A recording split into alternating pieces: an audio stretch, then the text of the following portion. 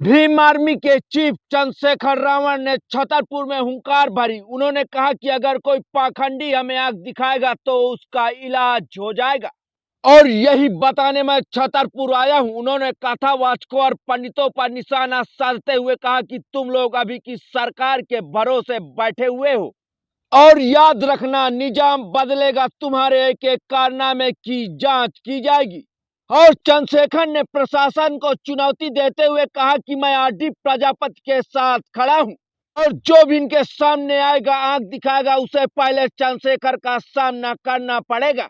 और यहाँ का शासन प्रशासन सुन ले, वह यह न समझे कि आरडी प्रजापति अकेला खड़ा है, और अगर गुंडागर्दी खत्म नहीं हुई तो यहाँ की सरकार भी बदलेगी, इसमें कोई कोताही नहीं बरती जाएगी। और अगर मैं चाहता तो यह सभा एसपी ऑफिस के बाहर करता तो उन्हें भी एहसास हो जाता, उन्हें हमारी ताकत का पता चल जाता। और मैं कहता हूं कि इस प्रदेश में एक आदिवासी को मुख्यमंत्री बनाना चाहिए। और उन्होंने आगे कहा कि सत्ता के संरक्षण में गुंडे खुलेआम घूमते हैं, बहुजनों पर गोलियां चलाई जाती हैं, और अगर आप लोग गुलाम नहीं हैं तो गुलामी की बेड़ियां काटने के लिए तैयार हो जाओ। और जब देश आजाद हुआ तो व्यवस्था के कारण जो गरीब था वह गरीब ही रह गया, और जो अमीर था वह और अमीर होता गया।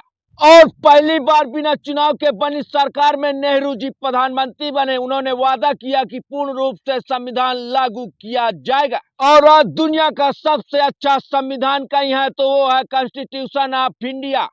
और आजादी के बाद जो राज किया करते थे वह अब गुलाम हो गए हैं, और ये हमारा शोषण करते हैं। आजादी के 75 साल बाद भी हमारे पास अपने पक्के मकान नहीं है, लेकिन मैं मध्य प्रदेश के हर व्यक्ति को पक्का मकान दिलाकर रहूंगा। देश की सरकारी जमीनें हमारी हैं, और हर व्यक्ति को खेती करने योग्य जमीन दी जाएगी। मैं हाथ फैलाना नहीं, हाथ रखना सिखाऊंगा।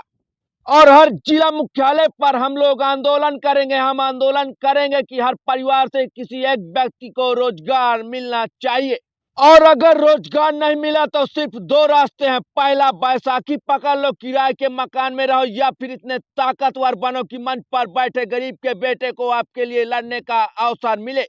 और छतरपुर के पूर्व विधायक आरडी प्रजापति ने लोगों को संबोधित करते हुए कहा कि हमें जाति का नहीं, शूद्र होने का सर्टिफिकेट दो। और एसपी सभी AK-47 लेकर मेरे घर में घुस आए थे, और पुलिस अपने साथ विदेशी मुद्रा, करोड़ों रुपए, RDX, अवैध हथियार, मादक पदार्थ लेकर गए थे कि आरडी को फंसा दो और उसका एनकाउंटर कर दो। बाबा साहब अम्बेडकर ने अपने लड़के खो दिए थे, मैं अपना लड़का भी खो रहा हूँ, और भले उसको टिकट ना मिले लेकिन मैं इसका गला नहीं काट सकता। और कुछ दिन पहले छतरपुर के गढ़ा गांव में एक दलित परिवार में बेटी की शादी थी, और बागेश्वर धाम के पीठाधीश्वर धीरेन्द्र कृष्ण शास्त्री के भाई शालिग्राम पर वहां जाकर मारपीट करने और धमकाने का आरोप लगा था। और इस मामले में कार्रवाई को लेकर पुलिस के रवैये से बहुजन समाज नाराज था, और भीम आर्मी के दबाव में पुलिस ने बागेश्वर धाम के पीठाधीश्वर धीरेन्द्र कृष्ण शास्त्री के भाई शालिग्राम पर प्रकरण का आरोप दर्ज किया था। और भीम आर्मी का कहना है कि अपराधियों के घरों पर बुलडोजर चलने की कार्रवाई होती है, लेकिन इस मामले में नहीं की गई।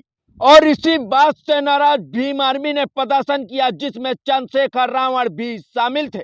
आज की इस रिपोर्ट पर आपकी क्या राय है, हमें कमेंट बॉक्स में जरूर बताएं। उत्तर भारत टाइम्स के लिए ब्यूरो रिपोर्ट।